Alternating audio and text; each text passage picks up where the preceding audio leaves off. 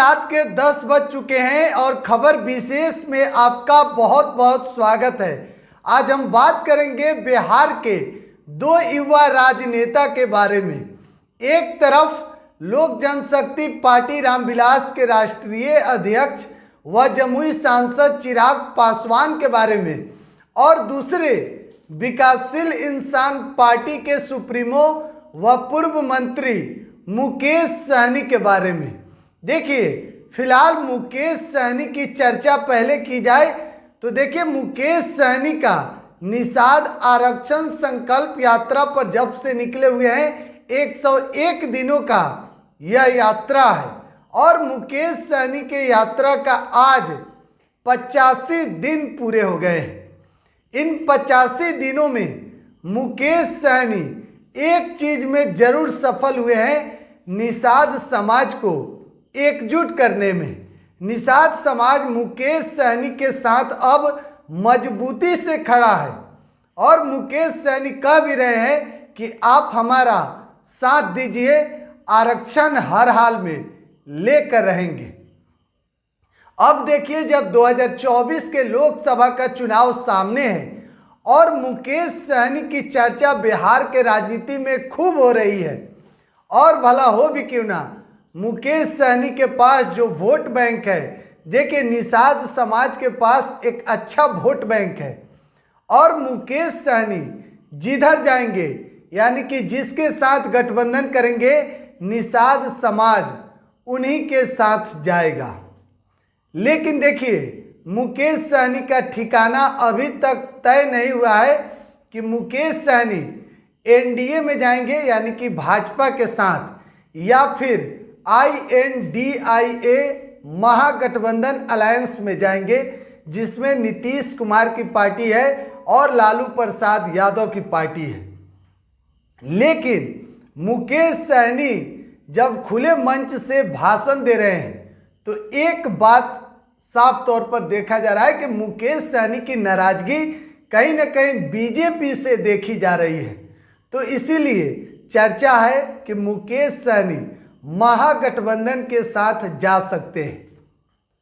और देखिए, महागठबंधन के साथ जाने से मुकेश सहनी को क्या फायदा होगा, लेकिन एक समस्या और है। लोक जनशक्ति पार्टी रामविलास के राष्ट्रीय अध्यक्ष चिराग पासवान एनडीए में है यानी कि भाजपा के साथ है, और चिराग पासवान, देखिए कहा जा रहा है कि अगर बीजेपी के बाद बिहार में सबसे ज़्यादा अगर किसी पार्टी को सीट दिया जाएगा तो वो फिर चिराग पासवान की पार्टी है। चिराग पासवान खुद जमुई लोकसभा सीट से चुनाव लड़ेंगे। हालांकि तीसरी बार जमुई से चुनाव चिराग पासवान लड़ेंगे, खुद चिराग पासवान इस पर क्लियर कर दिए हैं। और हाजीपुर लोकसभा सीट जो चर्चा में है, चिराग पासवान के पिता दिवंगत रामविलास पासवान जी की कर्म भूमि रही है हाजीपुर लोकसभा सीट, और चिराग पासवान साफ तौर पर कह रहे हैं कि हाजीपुर लोकसभा सीट से उनकी मां रीना पासवान चुनाव लड़ेगी, और उनके चाचा केंद्रीय मंत्री पशुपति पारस साफ तौर पर कह रहे हैं कि किसी भी कीमत में हाजीपुर लोकसभा सीट हम नहीं छोड़ेंगे। फिल्मी डायलॉग मार रहे हैं, हमारे अंगने में तुम्हारा क्या काम है, और कह रहे हैं कि जिसको भी चुनाव लड़ना है सामने आके लड़ ले। हाजीपुर लोकसभा सीट हम किसी भी कीमत में नहीं छोड़ेंगे। हाजीपुर लोकसभा सीट के जनता का सेवा हम शुरू से कर रहे हैं, और कह भी रहे हैं कि अगर एनडीए में हैं तो फिर एनडीए का बात मानिए। अगर ज़्यादा दिक्कत है तो 40 के 40 सीटों पर अकेले चुनाव लड़ लीजिए।